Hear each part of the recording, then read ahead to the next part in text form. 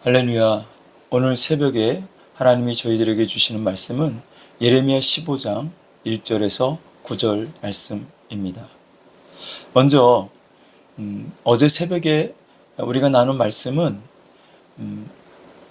주를 앙망하는 자에게 하나님께서 날마다 먹을 것을 채워주신다라고 말씀을 드렸습니다.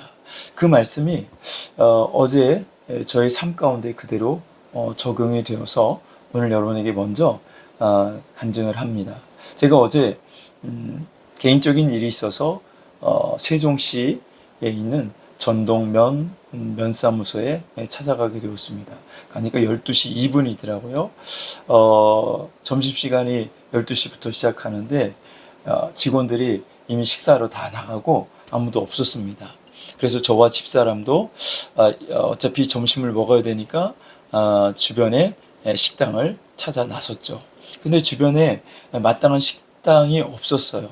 그래서 인터넷으로 검사를 하다가 그 한식을 하는 식당을 찾았습니다.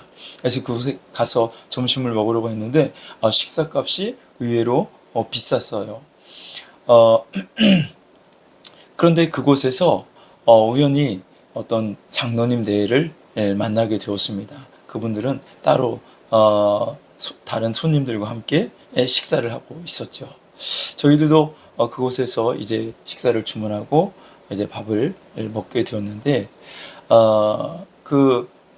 장로님 대회가 저희들이 먹은 식사값을 지불을 대신해 주신 겁니다. 자, 여호와를 앙망하는 자, 하나님께 집중하는 삶을 살았더니 어제 하루도 하나님께서 먹을 것을 공급해 주시고 날마다 채우신다는 그 약속의 말씀을 그대로 저희 삶 속에 이루어 주시는 체험을 했습니다. 여러분, 오늘도 우리에게 주시는 하나님의 말씀을 우리가 귀담아 듣고 그 말씀에 순종하는 삶을 살아갈 때 하나님이 동일하게 역사하시고 우리에게 은혜를 베풀어 주실 줄로 믿습니다. 오늘 예레미야 선지자가 유다 백성에게 내려질 심판을 거두어 주실 것을 하나님께 간구합니다.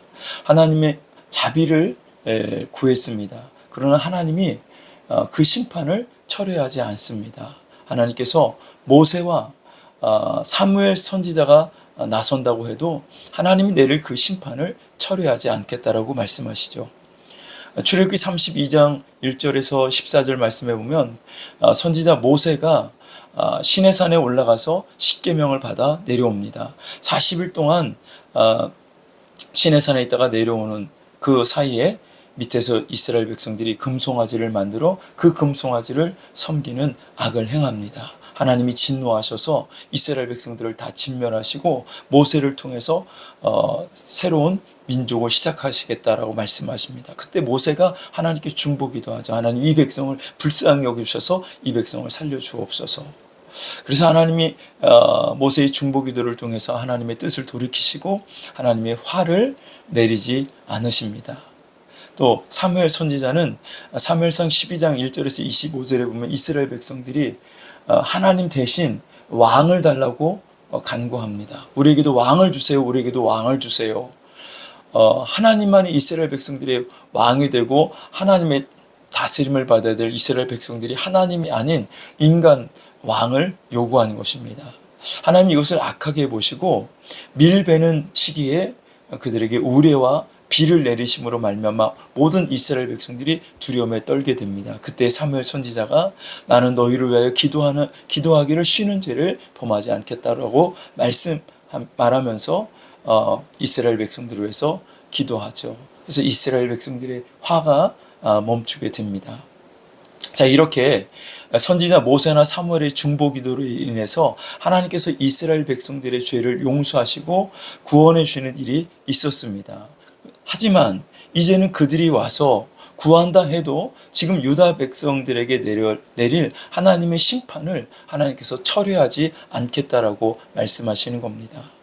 이 하나님의 심판으로 인해서 그들은 칼에 죽을 것이고 기근으로 인해 죽을 것이며 바벨론의 포로로 끌려가서 비참하게 포로 생활하다가 죽을 것입니다.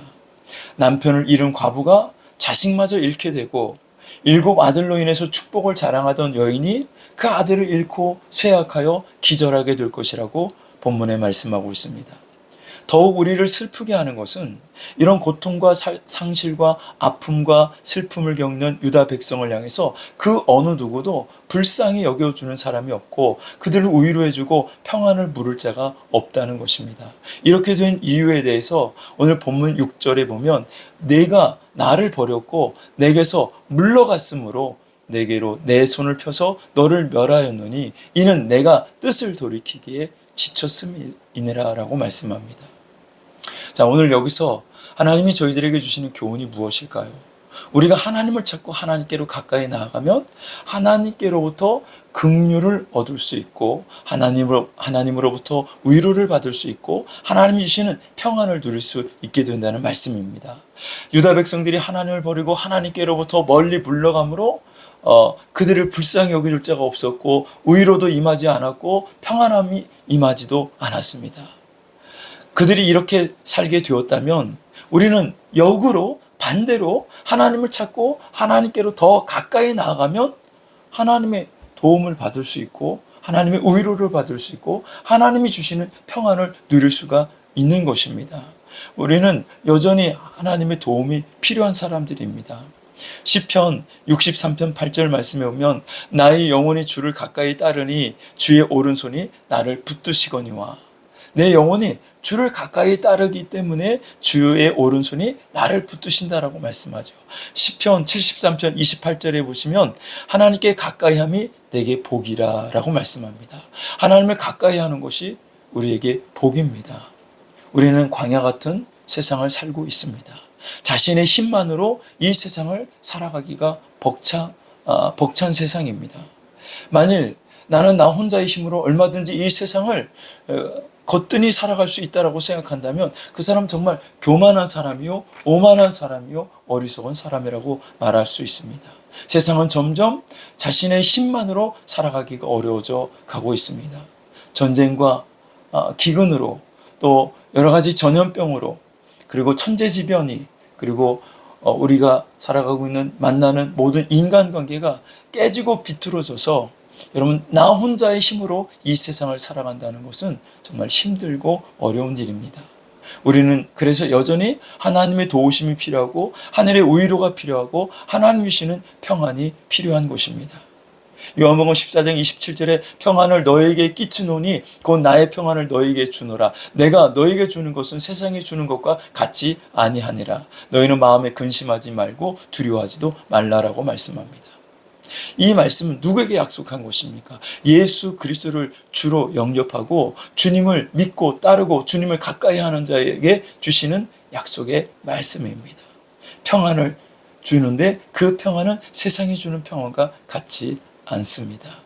주님을 가까이 하십시오. 주님을 멀리하는 자가 되지 말기를 바랍니다. 이사야 55장 6절에 너희는 여호와를 만날 만한 때에 찾으라. 가까이 계실 때에 그를 부르라라고 말씀합니다. 오늘도 주의 이름을 부르십시오. 주의 이름을 의지하시고 주의 이름을 붙들고 우리가 기도하고 주님을 찾고 부르짖을 때에 하늘에서 내려오는 이 땅이 주는 것과는 비교할 수 없는 위로와 평안이 넘치는 삶을 오늘 하루도 우리가 살아가게 되고 누리게 될 줄로 믿습니다.